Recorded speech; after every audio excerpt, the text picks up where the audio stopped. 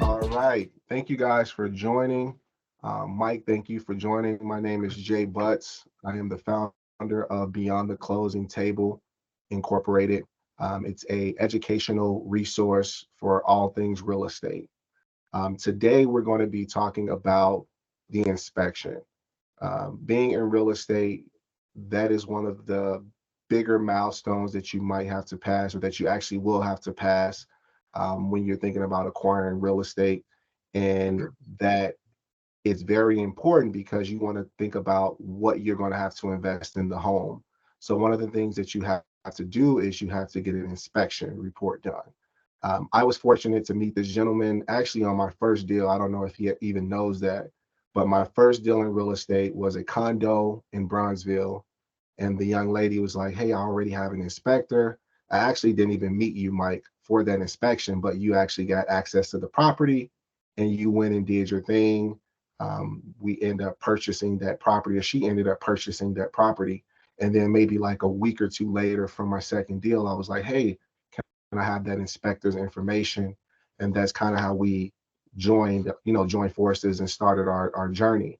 It's a privilege to have someone like yourself as a professional, someone that I could really count on to take care of my clients. You actually inspected my home, you inspected my parents' home, some investment stuff you've done for me as well. So I just want to tell you thank you for being a professional and knowing what exactly it is you're talking about. It helps saving us a lot of money in in the long run.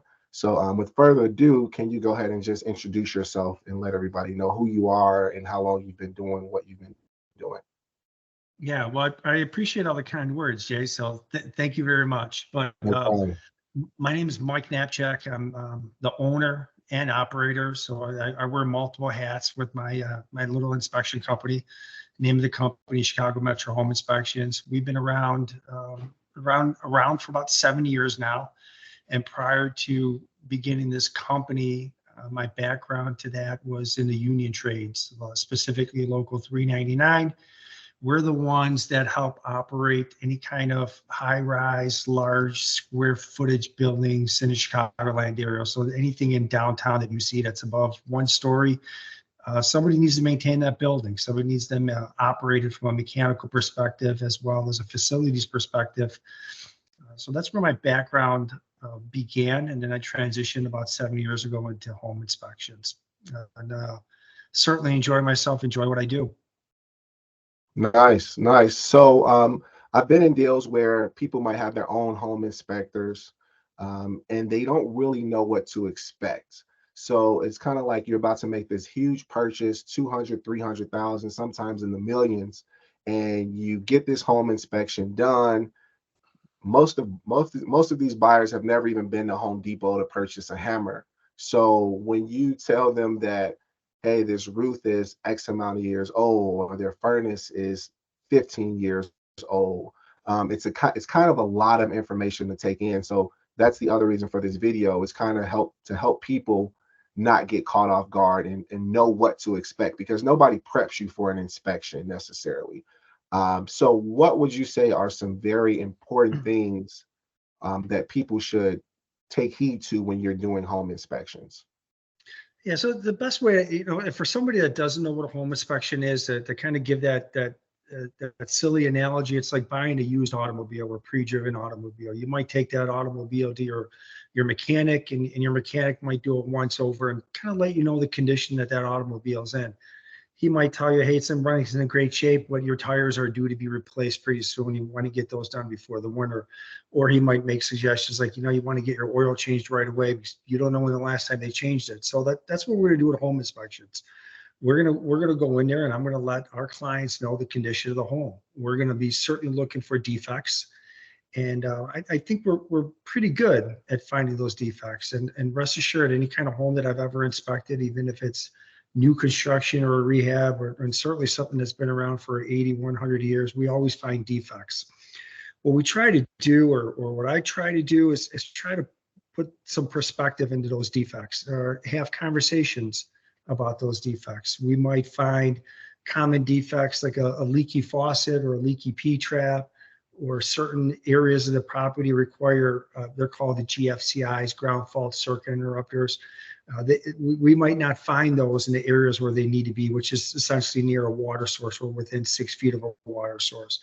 We find those types of defects. We'll have, hey, that's a $15 item, and at the end of the day, it's a half an hour job for a good handyman or electrician to swap out. But we also might find defects are a little bit more serious. Going back to the automobile example, hey, your engine looks like it's gonna fail within the next few months. It's got 220,000 miles on it. Well, we'll have those same types of conversations. Some of the things, the big things that we try to focus on in our inspection, I'll call it 5 or 6 big things. The roof, the condition that's in, does it have to be replaced? Should it have been replaced 5 years ago, sort of thing. We try to talk about exteriors, the windows. Are they original? How energy efficient are they? Do they work? And do you anticipate having to replace those in the next 5 or 10 years? We'll also touch base on basements and flooding.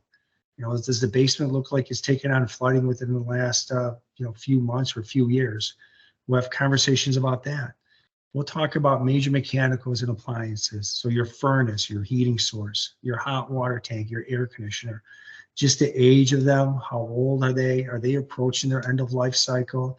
Do they look like they've been maintained, or does it look like no one's touched it in the last 25 years? We'll also have a conversation about your electrical panel, just the condition of that end.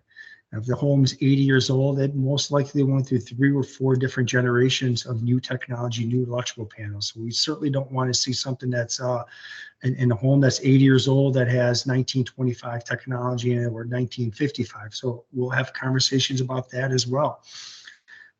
Those are kind of like the bigs that I try to focus on, because rest assured, we're going to find defects. No matter what home I do, we're going to find some of them that I described, or others that I might not catch on the one inspection. By the next inspection, I might catch a loose cabinet or a loose window. Understood. And just so everyone knows, when you're buying a home, if it's a rehab home, it's not a new home, right? So a new constructed home, we expect it, or Mike would expect it, for it to kind of almost be perfect in a way. But if it's a rehabbed home, Mike, can you just talk a little bit about when people with the rehabs you've seen, and kind of the good ones, the bad ones, and things like that? Yeah. So the rehab homes are sometimes tricky. You might get those fly-by-night contractors that put some lipstick and all over it and make it look nice and neat. But a good rehab home, the shingles will be torn off. There's not going to be 2 layers of shingles on there, or they're going to replace the shingles on a roof. A good rehab home, they're going to replace the galvanized pipe with copper piping. So, if somebody is savvy enough to go in there and see if there's copper galvanized, they'll be able to figure that out on their own. If not, then I could certainly point out, like, hey, this is a good rehab. They replaced all the things behind the walls, the things that you might not be able to see with that lipstick or Band-Aids. But those are the things that separate good rehabbers from the fly-by-night guys, and certainly the fly-by-nights. Mhm. You don't want to go with those guys. Hopefully it's a great rehab where the air conditioner, furnace, the electrical, and the plumbing lines have all been replaced. Perfect. Yeah, I agree. I've seen some good rehabs, some bad ones. A lot of times people feel that it said freshly rehab, so they're expecting perfection. Again, that's not the same as a newly constructed home. So you guys definitely have to be aware of that. So appreciate that, Mike. So now I'm just going to show you guys, or Mike is actually going to show you guys what an inspection report looks like. So that way you can kind of know what to look for. So I'm going to bring that up. This is actually an inspection that Mike did. So I'll go ahead and pull that up right now. All right, let's see. Let's go to the entire screen. We're going to share it this way if I can. Let's see. Okay, let me go. All right, can you guys see that, my screen there? Can you see that, I Mike? cannot. No, Okay. I cannot see this, Hold on. the Let me report. try it another way.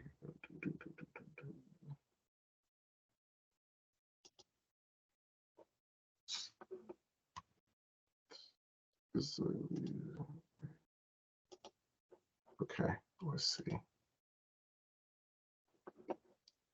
What about now?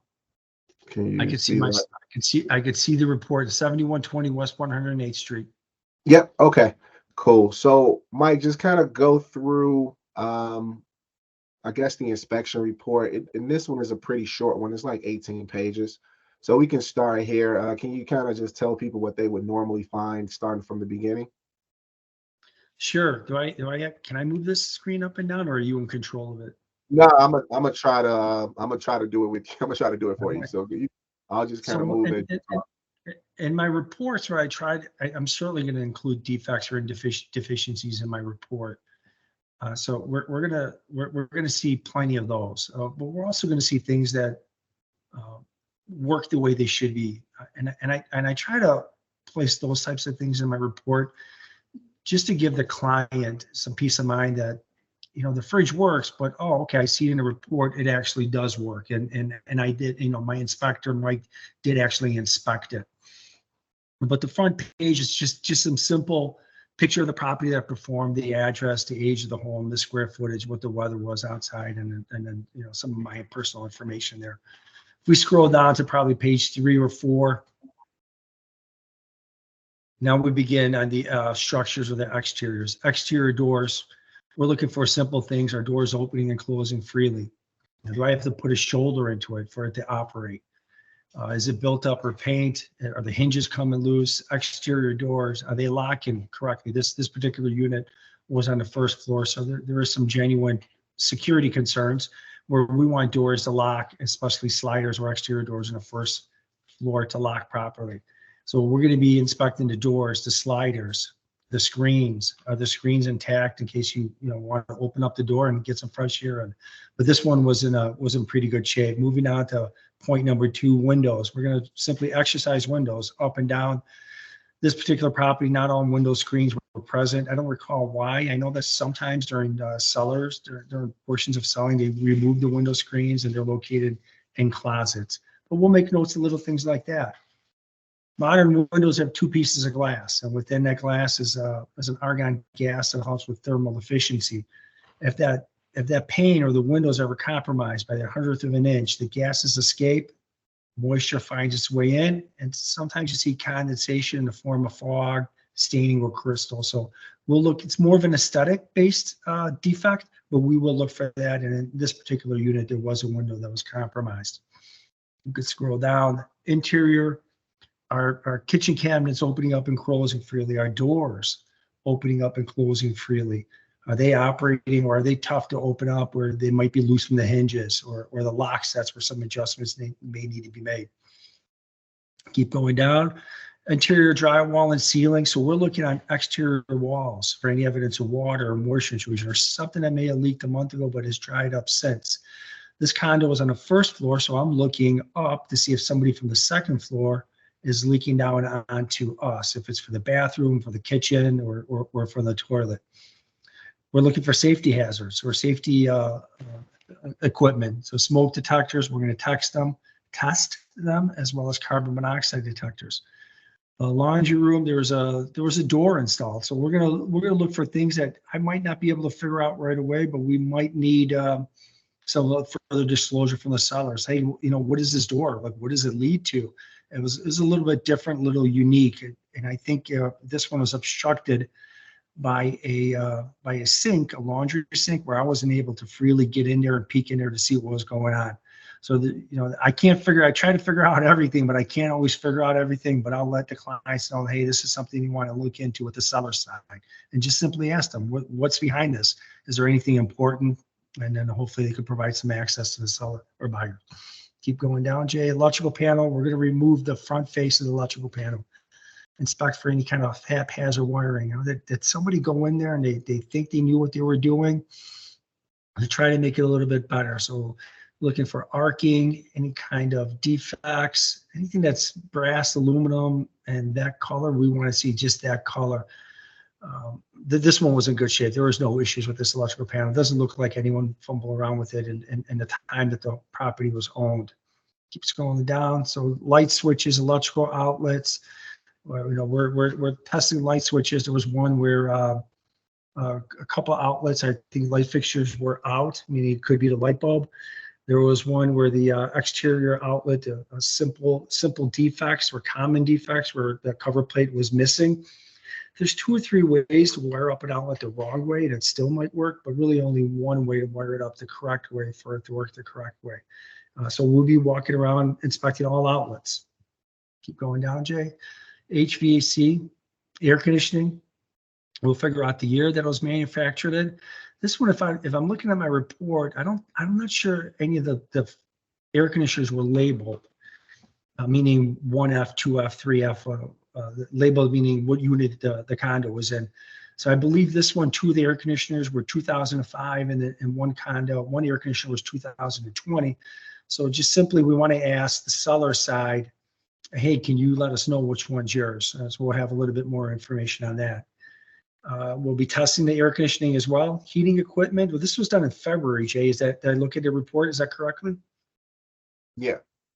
Okay, so in February, air conditionings are a little tough to inspect during this time of the year, whereas manufacturers do not recommend the air conditioners to be ran or tested. Best advice we have is have that similar conversation with your attorney, so they could place some language into the contract. And there is a note there, AC not operated, and there's some a narrative in there that we could pass along to your attorney, so that come the cooling season in April, May, it is going to work for you. The heating equipment, we reran it, we paced it for a period of time. We're still looking for good discharge temperatures.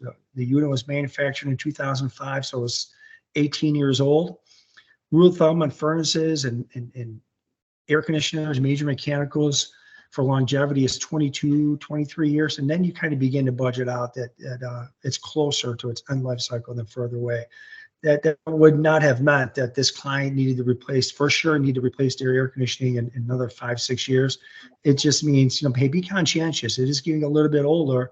You never know when that time might come. Let's scroll down a little bit more, Jay. So we're looking in the inside of the furnace. We want to make sure those blue flames are truly blue. We don't want to see really any other color than that. Nice, consistent blue flame, no orange, yellow, or dancing. This unit was the furnace was running noisy. I don't know if it was the inducer fan. As much as I try to figure things out, sometimes time doesn't permit that to happen. But this particular inducer fan was a little bit noisy. We made a note of it and let the clients know. Temperatures coming out 111 degrees. So it's not just, put my hand up there and I know it's warm, but we have some tools that we try to provide some evidence that it is truly warm coming out. Go ahead, Jay. Plumbing, we're going to run water. We're going to run tubs, showers. We want to make sure that things are draining correctly and that there's no slow tubs, slow sinks, or anything like that. Keep going, Jay. Water heater was 2012.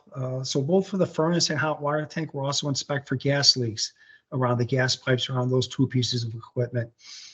2012, so it's 10 years old. It's approaching its end of life cycle.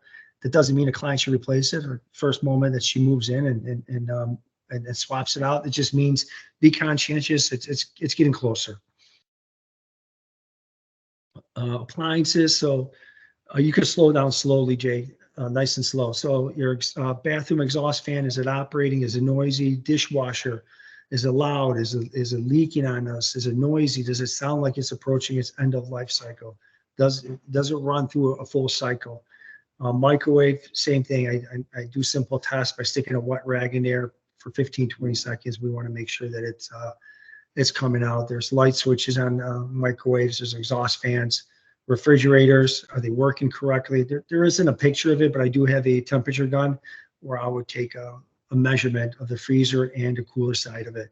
Ranges, ovens, same. The burners, are they working? We'll also inspect the oven. I have a temperature gun in that. We want to make sure that oven builds up temperatures quickly, that within the first 10 minutes, it's already well over 300 degrees. Washer and dryer, are they working? Are they cycling on us?